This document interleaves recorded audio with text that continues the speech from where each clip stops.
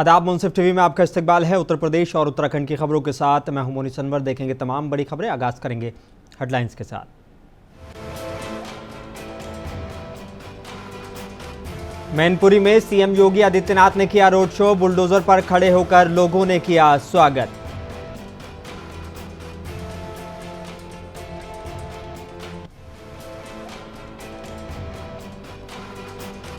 केसरगंज से बीजेपी सांसद ब्रजभूषण का कटा टिकट, बेटे को मिला टिकट। बीजेपी ने रायबरेली से दिनेश प्रताप सिंह को मैदान में उतारा।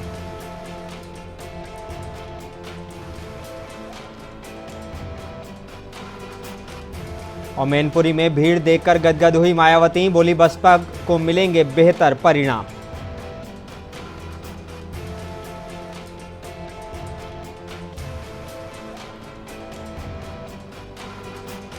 बांदा जिले की चित्रकूट लोकसभा सीट से सपा के 2 उम्मीदवार, पहले पत्नी ने फिर पति ने किया नामांकन।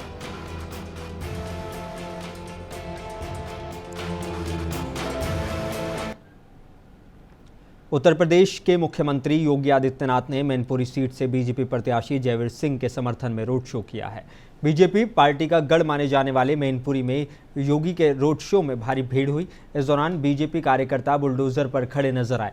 उन्होंने बुलडोजर पर खड़े होकर ही सीएम योगी आदित्यनाथ का स्वागत किया। जहां से सीएम योगी का रोड शो गुजर रहा था, लोग अपने अपने घरों से ही फूलों से सीएम योगी का स्वागत कर रहे थे। इस दौरान सीएम योगी मुस्कुराते हुए नजर आए और हाथ हिलाकर लोगों का अभिवादन किया। इसके अलावा मुख्यमंत्री ने विक्ट्री का साइन भी दिखाया।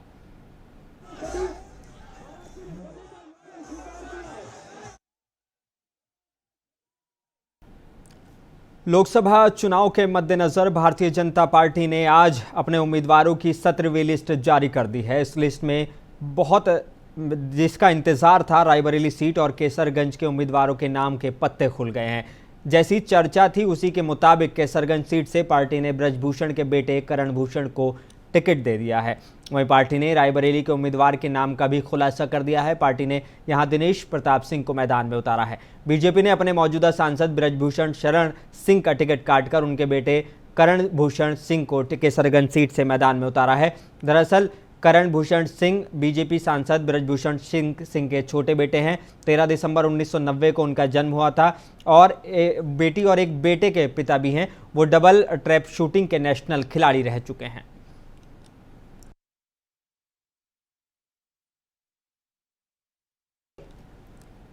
उत्तर प्रदेश के फिरोजाबाद के सिरसागंज में गिरधारी इंटर कॉलेज के मैदान पर भाजपा प्रत्याशी विश्वदीप सिंह के पक्ष में चुनावी जनसभा को संबोधित करने के लिए उत्तर प्रदेश के मुख्यमंत्री योगी आदित्यनाथ पहुंचे।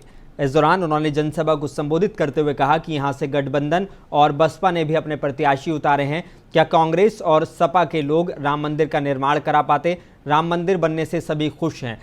राम मंदिर निर्माण में सबसे बड़े रोड़े कांग्रेस, सपा और बसपा थे। इन रोड़ों को आज ताज पहनाएंगे क्या?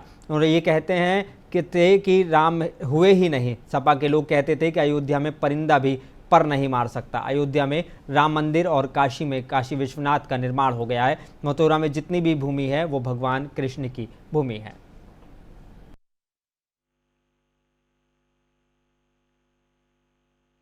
आज जो एक गरीब कल्याणकारी योजनाओं का लाभ मिल रहा है, क्या एक कांग्रेस, सपा, बसपा के लोग दे पाते क्या? अयोध्या में रामलला का भव्य मंदिर बना है, क्या एक कांग्रेस, सपा, बसपा के लोग बना पाते क्या? नहीं बना पाते ना। और इसीलिए पूरे देश के अंदर आवाज आई है कि जो राम को लाए हैं हम उनको लाएंगे। क्या फिरोजाबाद भी सहमत है क्या? फिरोजाबाद और सिरसागंज भी सहमत है क्या? जोर से दो हटा करके मुझे बताओ ना। पूरे यहां से आवाज आनी चाहिए। लड़के वाले क्यों? अरे देखो, यहां तो आप देख रहे होंगे अयोध्या में रामलला विराजमान भी हो गए और बड़े बड़े माफिया और अपराधियों का राम नाम सत्य है की यात्रा पे भेज दिया गया। इधर बसपा सुप्रीमो मायावती ने कहा है कि पार्टी अकेले के दम पर चुनाव लड़ रही है। कार्यकर्ता जी जान से लगे हुए हैं। उन्होंने कहा कि मैनपुरी, एटा और फिरोजाबाद के प्रत्याशी किसी को जिताने या हराने के लिए नहीं बल्कि खुद जीतने के लिए मैदान में है। मैनपुरी में सपा और भाजपा दूसरे और तीसरे नंबर पर जा सकती है। बसपा सुप्रीमो ने भीड़ देखकर कहा कि पूरा भरोसा है कि बसपा का परिणाम बेहतर होगा।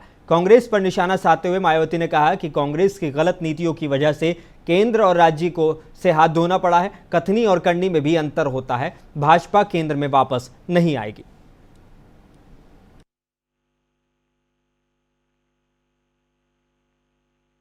विरोधी पार्टियां यहाँ प्रचार कर रही हैं मैनपुरी में कि बीएसपी तो किसी को जिताएगी, किसी को हराएगी, खुद जीतने वाली नहीं, लेकिन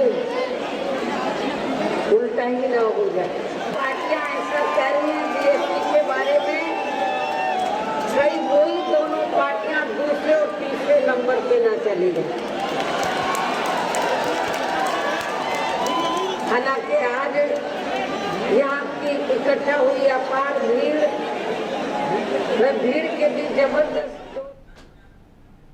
उत्तर प्रदेश के बांदा से समाजवादी पार्टी से 2 नामांकन हुए हैं। समाजवादी पार्टी ने नामांकन करने वाले पति और पत्नी ही हैं। बता दें कि पहले पत्नी ने नामांकन दाखिल किया, उसके बाद पति ने नामांकन दाखिल किया, जिससे स्थानीय वोटरों का कहना है कि एक पार्टी से 2 लोग कैसे चुनाव लड़ सकते हैं। वहीं इस पर जानकारी देते हुए समाजवादी पार्टी के जिला अध्यक्ष मधुसूदन कुशवाहा ने बताया कि 2 नामांकन हुए हैं, एक निरस्त हो जाएगा, एक बचेगा। जो बचेगा वही चुनाव लड़ेगा। नामांकन के बाद सपा प्रत्याशी शिवशंकर पटेल ने मौजूदा सांसद और भाजपा प्रत्याशी पर निशाना साधा है। जो जिला पंचायत अध्यक्ष बांदा की रही हैं, दुर्गेश इंडिया वाइस इनको पार्टी का प्रत्याशी घोषित किया है और सेकेंड नंबर पे जो है शिवशंकर जी का भी फॉर्मेट दिया है, इसलिए उन्होंने दाखिल किया है कि अगर किसी कारणवश मान लीजिए एक का कैंसिल होता है तो दूसरे के लिए विकल्प रखा गया है। लेकिन मेन कैंडिडेट हमारी कपिल देवी है। स्वास्थ्य के कारणों के कारण ये विकल्प, वो तो पहले से हम लोग कह रहे थे, लेकिन स्वास्थ्य को ध्यान रखते हुए ये किया। समाजवादी पार्टी के जो विधायक हैं हमारे शिवशंकर पटेल जी, कृष्ण पटेल जी, उनकी घर गए थे, वो किसी कारणवश नहीं आ पाए होंगे, लेकिन वो भी साथ में सब लोग रहेंगे। हमारे उत्तर प्रदेश के फिरोजाबाद के होटल गर्ग में भारतीय जनता पार्टी के द्वारा एक प्रेस कॉन्फ्रेंस का आयोजन किया गया और जिसमें बीजेपी प्रत्याशी ठाकुर विश्वदीप सिंह की अध्यक्षता में इसका आयोजन किया गया। उन्होंने मीडिया से बात करते हुए कहा कि भारतीय जनता पार्टी के लोगों का कहना था कि मैं मीडिया से मुखातिब हूं और अपनी बातें करने आपके माध्यम से जनता के बीच रखूं। मीडिया के माध्यम से आपको सपोर्ट से ही चुनाव जीता जा सकता है। उन्होंने कहा कि बीजेपी का एक एक कार्यकर्ता अपने पूरे तन मन और मनोयोग से इसमें जुटा हुआ है कि मोदी के मिशन 400 पार के मिशन को पूरा करें। उद्देश्य तो चुनाव जीतना है और रणनीति चुनाव जीतने के हिसाब से ही बनाई गई है। आप देख रहे होंगे 17 तारीख को चुनाव घोषित हुआ था मेरा। इन 13 दिनों के अंदर हम लोगों ने कितनी बड़ी यात्रा तय की है, इसका एहसास आप सब लोगों को हो रहा होगा। 17 तारीख को लोगों के दिमाग में तमाम भ्रांतियां थी, आज लोगों का दिमाग बिल्कुल साफ हो गया है और उन्होंने मन बना लिया है कि वे भारतीय जनता पार्टी के प्रत्याशी को जिताने जा रहे हैं। अगर वो रूठे होते तो कार्यकर्ता बैठक में क्यों आते? कार्यकर्ताओं की बैठक सभी कार्यकर्ताओं के लिए है और जितनी बड़ी संख्या में यहाँ लोग जुटे हैं। खबर गाजीपुर से है, जहां समाजवादी पार्टी के प्रत्याशी अफजाल अंसारी के लोकसभा चुनाव लड़ने और नहीं लड़ पाने की अटकलों के बीच सपा प्रत्याशी अफजाल अंसारी ने नया राजनीतिक दांव चल दिया है। उन्होंने सार्वजनिक तौर पर अपनी बेटी नुसरत को अपना राजनीतिक वारिस बताया है। गाजीपुर से में इंडिया गठबंधन की बैठक में अफजाल अंसारी ने बेटी नुसरत को अपने राजनीतिक वारिस के तौर पर परिचय करवाया और जीपुर में सपा कार्यालय में इंडिया गठबंधन के नेताओं की इस बैठकें हो रही हैं। इसी दौरान बैठक को संबोधित करते हुए अफजाल ने बेटी नुसरत का परिचय कराया। अफजाल की बेटी नुसरत पिछले कई दिनों से अफजाल के चुनाव प्रचार में जुटी हुई हैं और कार्यकर्ता बता दें कि हाईकोर्ट से सज़ा बरकरार रहने की आशंका से अफजाल को नया दांव चल दिया है। गौरतलब है कि गाजीपुर MP MLA कोर्ट ने गैंगस्टर एक्ट मामले में अफजाल अंसारी को 4 साल की सज़ा सुनाई थी। अफजाल की सज़ा मामले में 2 मई को हाईकोर्ट में सुनवाई होनी है। फिलहाल सुप्रीम कोर्ट ने अफजाल की सज़ा पर हाईकोर्ट के फैसले तक रोक लगा दी है। मेरा वकील मुझसे कहता है 99.9% हमारा केस फिट है, इससे फिट कोई केस और हो नहीं सकता। कैसे जिलाए अपने लोगों को? हर गांव में जाने के बाद लोग निराश हैं तो अपने कार्यकर्ताओं को जिलाने के लिए कुछ छोटी खबरें इस तरह की फैलाते हैं कि लोगों में कुछ साहस पैदा हो, तो वो कर रहे हैं। 0.1% अगर ऐसी कोई परिस्थिति पैदा हो जाएगी तो ऊपर वाले ने मेरे खाते में 3 बेटियां दी। एक बेटी मेरी यहाँ है या उत्तर प्रदेश के लखीमपुरी खीरी जिले में 28 खीरी लोकसभा क्षेत्र से भाजपा प्रत्याशी और केंद्रीय गृह राज्य मंत्री अजय मिश्रा टेनी के समर्थन में आयोजित लोकसभा युवा सम्मेलन में पहुंचे भाजपा प्रदेश उपाध्यक्ष और विधायक पंकज सिंह ने सपा, बसपा और कांग्रेस पर जमकर निशाना साधा। साथ ही युवाओं में भी जोश भरा। पंकज सिंह ने कांग्रेस पर निशाना साधते हुए कहा कि जो अपने देश के संसाधन को बांटकर एक वर्ग के हाथों में देने की बात करते हैं, ये सपा, बसपा और कांग्रेस वाले ऐसे लोग जो हैं वो आतंकवादियों के नाम को आगे जी लगाते हैं।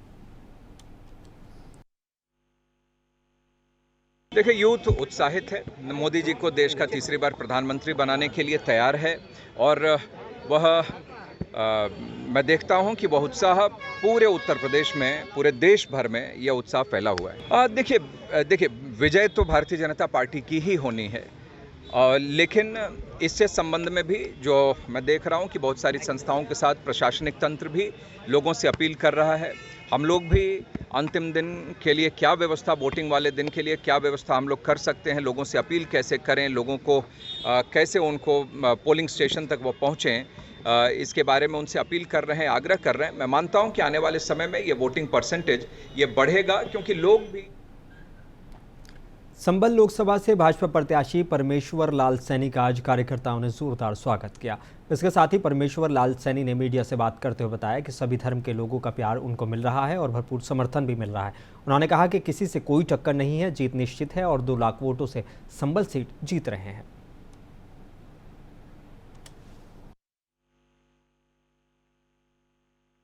समय संभल लोकसभा में सर्व समाज ने मन बना लिया है, तय कर लिया है, संभल लोकसभा में कमल खिलेगा, क्योंकि माननीय मोदी जी ने जो काम किए हैं, इन कामों को देखते हुए आम जनमानस, सर्व समाज मोदी जी के साथ है और इस बार 80 की 80 सीटें भारतीय जनता पार्टी की झोली में जाएगी और अब की बार 400 पार होगा। किन मुद्दों को लेकर के आप? उत्तर प्रदेश के जौनपुर जिले की मछली शहर लोकसभा सुरक्षित सीट से समाजवादी पार्टी और इंडिया गठबंधन के संयुक्त प्रत्याशी सुप्रीम कोर्ट की अधिवक्ता प्रिया सरोज ने आज कलेक्ट्रेट में अपना नामांकन कराया। नामांकन से पहले प्रिया सरोज ने अपने भारी समर्थकों के साथ अंबेडकर तिराहे पर बाबा साहेब अंबेडकर की मूर्ति पर माल्यार्पण किया। इस मौके पर प्रिया सरोज ने भारतीय जनता पार्टी की सरकार पर जमकर निशाना साधते हुए कहा कि मौजूदा सरकार ने देश की हालत खस्ता कर दी है। नौजवान, बेरोजगार और बेतहाशा बड़ी महंगाई ने गरीबों की कमर तोड़ दी है। प्रिया सरोज ने कहा कि जनता के विश्वास पर खरा उतरने की पूरी कोशिश करूंगी, साथ ही संविधान बचाने के लिए सड़क से लेकर सदन तक मजबूती से लड़ूंगी। जी, मेरा एक 18 ईयर्स होने के बाद ही मेरा एक लक्ष्य था कि पहले मैं वकील बन के अपने अधिकारों को समझूं कि क्या क्या अधिकार हमें मिला है और क्या क्या अधिकार महिलाओं को लिए मिला है, जो स्पेशल राइट्स मिले हैं उनको समझ के लोगों भी बचाऊँ, ज़्यादा अपनी बात अच्छे रख पाऊँगी और उनके अधिकारों को ज़्यादा अच्छे से रख पाऊँगी। तो मुद्दा इस बार यही है जो बीजेपी सरकार ने प्रॉमिस किए थे, जैसे हो गया महंगाई कम करना, किसानों की आय दुगनी होना, 15 लाख लाना, और उनका ये बहुत सारे मुद्दे, जैसे उन्होंने कहा था 15 करोड़, जिन्होंने कहा था 2 करोड़ की नौकरी कहा था, जो उन्होंने वादे किए 10 साल में क्या पूरे हुए कि नहीं हुए? तो अब कब जनता से। बाराबंकी लोकसभा 53 सीट से बीएसपी के उम्मीदवार शिव कुमार दोहरे ने नामांकन दाखिल किया है। बाराबंकी में मतदान 5वें चरण यानी कि 20 मई को होगा। बीएसपी पार्टी ने शिव कुमार दोहरे को बाराबंकी लोकसभा से प्रत्याशी बनाया है। बताते चलें कि पिछले 10 सालों में बाराबंकी सीट पर भाजपा का कब्जा है। पत्रकारों से बात करते हुए शिव कुमार दोहरे बीजेपी पर जमकर बरसे। उन्होंने कहा कि 10 सालों में बीजेपी ने सिर्फ युवाओं को छलने का काम किया है।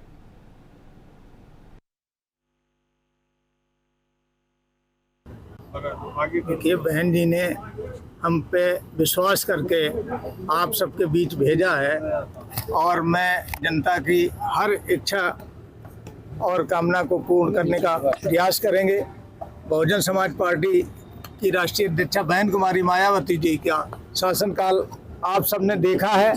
सर्व समाज के लोगों का बहुजन हिताय, बहुजन सुखाय के आधार पर सरकार चली है और आज पूरे देश में बहन कुमारी मायावती जी की मांग है। और प्रधानमंत्री रुड़की के गणेशपुर स्थित कन्या पाठशाला इंटर कॉलेज की 10वीं की और 12वीं की कक्षा टॉप करने वाली छात्राओं को भाजपा नेताओं द्वारा सम्मानित किया गया। इस मौके पर कार्यक्रम में पहुंचे भाजपा के जिला अध्यक्ष शुभाराम प्रजापति ने कहा कि छात्राओं ने पूरे साल कड़ी मेहनत की है और आज उसका परिणाम सामने आया है। उन्होंने सभी छात्राओं के उज्जवल भविष्य की कामना करते हुए कहा कि उन्हें अपने जीवन की तरफ और कई परीक्षाएं टॉप करनी है।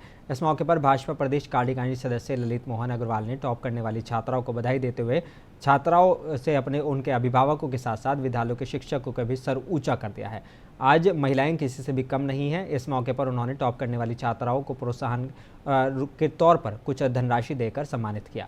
इस मौके पर रेलवे बोर्ड सदस्य पूजा नंदा ने भी सभी टॉप करने वाली छात्राओं को शुभकामनाएं देते हुए कहा कि बेटियों आज हर क्षेत्र में अपना नाम रोशन कर रही हैं और कन्या पाठशाला इंटर कॉलेज की इन बालिकाओं ने न सिर्फ अपने परिवार बल्कि स्कूल का भी नाम रोशन किया है। 0.6% नंबर आए हैं 423 और फैमिली का बहुत सपोर्ट रहा है, टीचर्स का बहुत सपोर्ट रहा है इसमें और उनकी वजह से ही इतना सपोर्ट मिला है उनकी वजह से इतने अच्छे मार्क्स आए हैं। मैं स्कूल से जाके थोड़ा रेस्ट करके उसके बाद शाम को पढ़ती, से ज़्यादा मेहनत होगी आगे बहुत। मेरे इंटर में 401 नंबर आए 500 में से और मैं साइंस की स्टूडेंट थी और SSDPC गर्ल्स इंटर कॉलेज से हूँ। मैं रुड़की से बिलोंग करती हूँ और मेरा इस जर्नी में मेरे घर वालों और मेरे टीचर्स का काफ़ी सहयोग रहा है और मैं आगे चलकर डॉक्टर बनना चाहती हूँ एक और तैयारी करूँगी अब। उत्तर प्रदेश के पीलीभीत के गजरौला थाना इलाके में स्कूल बस और प्राइवेट बस की आमने सामने की ज़बरदस्त टक्कर हो गई। इसमें स्कूल बस में सवार 12 से ज़्यादा छात्र छात्राएं घायल हो गए। घायल छात्रों को एम्बुलेंस से जिला अस्पताल भिजवाया गया। हादसे के बाद हाईवे पर जाम लग गया। पुलिस ने दोनों वाहनों को हटवाकर जाम खुलवाया। इसके बाद आवागमन शुरू हो सका।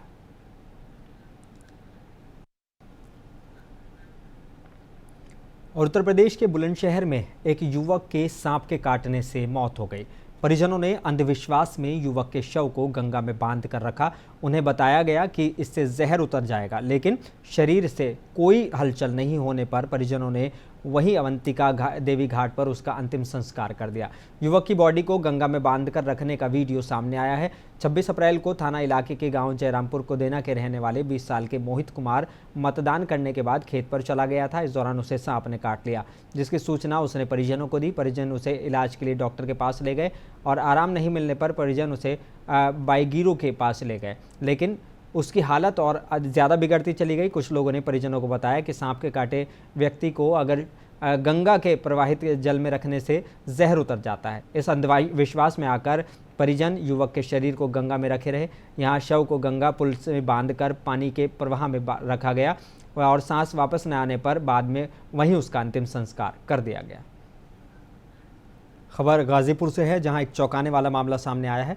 गाजीपुर पुलिस ने फर्जी किन्नरों को गिरफ्तार किया है। पुलिस ने करीमुद्दीनपुर थाना इलाके के 9 फर्जी किन्नर पकड़े हैं। पकड़े गए फर्जी किन्नर महिलाओं की पोशाक पहनकर लोगों से अवैध वसूली करते थे।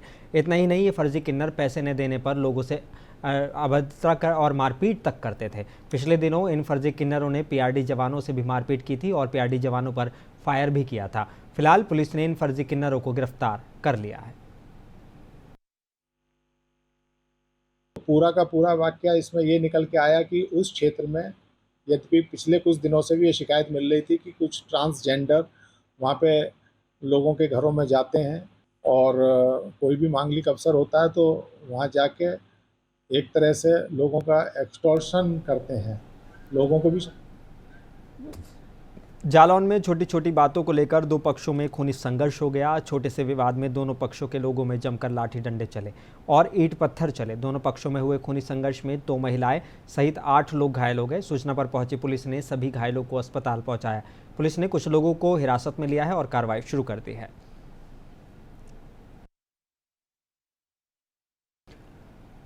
और उत्तराखंड के रुड़की के मंगलौर कोतवाली इलाके के कुआहेड़ी गांव में पानी को लेकर हुए विवाद में किसान की हत्या का आज एसपी ने कोतवाली पहुंचकर खुलासा कर दिया है। इस हत्या के 3 आरोपियों को पुलिस ने गिरफ्तार किया है। गौरतलब है कि बीती 3 अप्रैल को रात को एक किसान को लाठी डंडों से पीटा गया। जब वो लड़खड़ाने लगा तो उसकी गोली मारकर हत्या कर दी गई। तभी से हत्या के आरोपी फरार थे। पुलिस को भी आरोपियों की सरगर्मी से तलाश थी, जिसको लेकर मंगलौर पुलिस लगातार आरोपियों की धरपकड़ की कोशिश में लगी हुई थी। मंगलौर कोतवाली पहुंचे एसएसपी पी परमेंद्र सिंह डोभाल ने बताया कि अब तक 3 आरोपियों को गिरफ्तार किया जा चुका है। हत्या के मामले में शामिल सभी अभी और आरोपियों की भी तलाश पुलिस कर रही है। उन्होंने बताया कि खेत में पानी को लेकर पहले दोनों पक्षों में विवाद हुआ, जिसके बाद आरोपियों ने किसान की मारपीट के बाद हत्या कर दी थी। इन लोगों ने एक राय होकर करीब 6-7 लोग वहाँ पर उपस्थित थे। उन्होंने लाठी डंडों से पहले इसकी मारपीट की, उसके बाद तमंचे से फायर करके इसकी हत्या की गई थी। पुलिस जब इस लाइन पर आगे बढ़ी और अन्य लोगों से जब पूछताछ की गई, क्योंकि सभी एक ही बिरादरी से जुड़े हुए लोग हैं और इनके द्वारा मोबाइल फ़ोन वगैरह सब बंद करके ये लोग गायब हो गए थे, पुलिस के द्वारा लगे। उत्तर प्रदेश के जिला मुजफ्फरनगर की थाना नई मंडी पुलिस और बदमाशों के बीच मुठभेड़ में 2 शातिर चोर गोली लगने से जख्मी हो गए, जिनको इलाज के लिए अस्पताल भेजा गया है। शातिर चोरों ने नकाब लगाकर हाल ही में 2 चोरी की घटनाओं को अंजाम दिया था। और बता दें कि पुलिस ने आला अफसरान की हिदायत पर इन चोरों को पकड़ने के लिए टीम भी तश्कील दी गई थी। थाना नई मंडी पुलिस ने चेकिंग के दौरान जब 3 संदिग्ध मोटरसाइकिल सवार लोगों को आते देखा तो पुलिस ने उनको रुकने का इशारा किया। पुलिस को देख मोटरसाइकिल सवार संदिग्ध लोगों ने पुलिस टीम पर फायरिंग करते हुए जंगल की तरफ भागने की नाकाम कोशिश की। पुलिस की जवाबी फायरिंग में 2 बदमाशों को गोली लगने से जख्मी हो गए, जबकि एक बदमाश जंगल का फायदा उठाकर भागने में कामयाब हो गया, जिसको पकड़ने के लिए पुलिस ने घंटों कॉम्बिंग की। पकड़े गए दोनों शातिर बदमाश मेरठ जिले के रहने वाले हैं, जिनके ऊपर 1 दर्जन से ज्यादा मुकदमे दर्ज हैं। पकड़े गए बदमाशों के कब्जे से पुलिस ने गैरकानूनी असला, मोटरसाइकिल और चोरीशुदा 2 लाख रुपए की नकदी बरामद की है। एनकाउंटर की इत्तला मिलते ही पुलिस के आला अफसरान भी मौके पर पहुंच गए। सीओ रूपाली राव ने मजीद मालूमात दी। तो 3 बाइक सवार जब संदिग्ध दिखाई दिए, उनको जब रोकने की कोशिश की गई तो वो रुके नहीं और भागने लगे। जब पुलिस ने उनका पीछा किया गया तो उनके द्वारा फायरिंग की गई। जवाबी फायरिंग में 2 बदमाशों को अभी गोली लगी है और उनका अन्य साथी एक फरार है, जिसको हम लोग अभी पकड़ने के लिए हमारी टीम इसमें कॉम्बिंग कर रही है। जल्दी से पकड़ लिया। दोनों ने हमारे क्षेत्र में 2 नकबजनी की घटनाओं कबूल की है। एक 8 तारीख को कुकड़ा क्षेत्र में, दूसरी आज ही उन्होंने कुकड़ा में एक और नकबजनी की थी। उन्होंने ये दोनों अपराध स्वीकार किए हैं और उनके पास से चोरी की गए 2 लाख रुपए वो भी बरामद हुए हैं। उत्तर प्रदेश के अमरोहा जिले के पुलिस अधीक्षक कुंवर अनुपम सिंह ने जनपद के सभी थाना प्रभारियों को निर्देश दिया है कि पीड़ित व्यक्ति को एसपी कार्यालय आने की जरूरत न पड़े। उनका समाधान थाना स्तर पर थाना प्रभारी और वहां तैनात पुलिसकर्मी खुद करें और साथ ही वहां के आम जनमानस के लिए पुलिस जनप्रिय बने। मामलों का समाधान निष्पक्ष करें। पीड़ित को पुलिस के पास आने पर न्याय मिले, ये हमारी पहली प्राथमिकता होनी चाहिए। आम नागरिकों के लिए पुलिस व्यवस्था और जनमित्र पुलिस के रूप में बने, इसके लिए सभी थानों को निर्देशित किया गया है कि किसी भी पीड़ित, किसी भी एप्लीकेंट की समस्या थाने स्तर पर ही निस्तारित हो जाए, उसका समाधान हो जाए, ताकि अनावश्यक किसी फरियादी को उच्च अधिकारियों के कार्यालयों के चक्कर ना लगाने पड़े। इसके लिए सख्ती से निर्देशित किया गया है और जनपद पर एक फीडबैक सेल भी शुरू की गई है, जो फरियादियों से फीडबैक भी लेती है कि उनकी समस्याओं का निस्तारण हुआ या नहीं हुआ। और इस संबंध में विभिन्न थानों पे रिसेप्शन काउंटर्स भी खोले गए हैं, जो फरियादियों को 24 घंटे महिला कांस्टेबल वहां पे अटेंड करती हैं और उनसे फ़ोन करके फीडबैक भी लेती हैं। बुलेटिन में बस इतना ही। मुझे दीजिए इजाज़त। बने रही मुंसिफ टीवी के साथ।